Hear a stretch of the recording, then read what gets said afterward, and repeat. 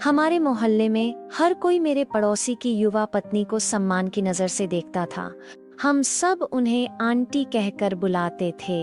वह हमेशा बहुत शांत रहती थी, धीरे से बोलती थी और एक आदर्श पारिवारिक महिला लगती थी।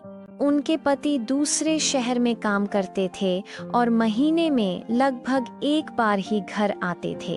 उस समय हम में से किसी ने भी उस तरह के अकेलेपन के बारे में नहीं सोचा था जो इससे उत्पन्न होता होगा। मैं उस समय कॉलेज में था और मैंने उनके घर जाने के बहाने ढूंढना शुरू कर दिया।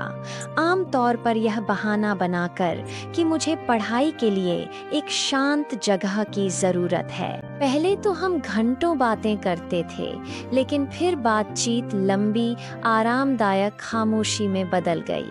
कभी कभी हमारी नजरें मिलती थीं और एक अजीब सी बेचैनी मुझ पर छा जाती थी। हम दोनों जानते थे कि हमारे बीच जो रिश्ता बन रहा था वह सही नहीं था, लेकिन इंसान हमेशा तर्कसंगत नहीं होते, है ना? हम हमेशा सही काम नहीं करते। एक दिन उसने चिंता भरी आंखों से मेरी तरफ देखा और कहा, इसके बारे में कभी किसी को मत बताना।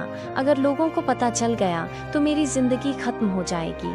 उसी क्षण मुझे यह बात समझ में आ गई। यह प्यार नहीं था, यह उसकी आशंका और मेरे अकेलेपन से पैदा हुई एक चीज थी।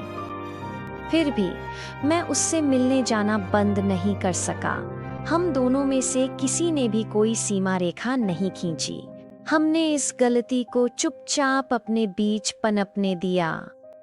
कुछ महीने बीत गए और फिर पड़ोस की एक महिला को शक होने लगा। आप जानते ही हैं कि छोटे समुदायों में कैसा माहौल होता है। बात बहुत तेजी से फैलती है। इससे पहले कि हम कुछ समझ पाते, फुसफुसाहट उसके पति तक पहुंच चुकी थी। वह अप्रत्याशित रूप से घर आ गया। मैंने खुद को तूफान, चीख पुकार और लड़ाई झगड़े के लिए तैयार कर लिया था, लेकिन कुछ भी नहीं हुआ। वहाँ अजीब सी खामोशी थी। उस रात चाची आखिरी बार मेरे पास आईं। उसकी आवाज स्थिर थी, लेकिन उसकी आंखें कुछ और ही कहानी बयां कर रही थीं।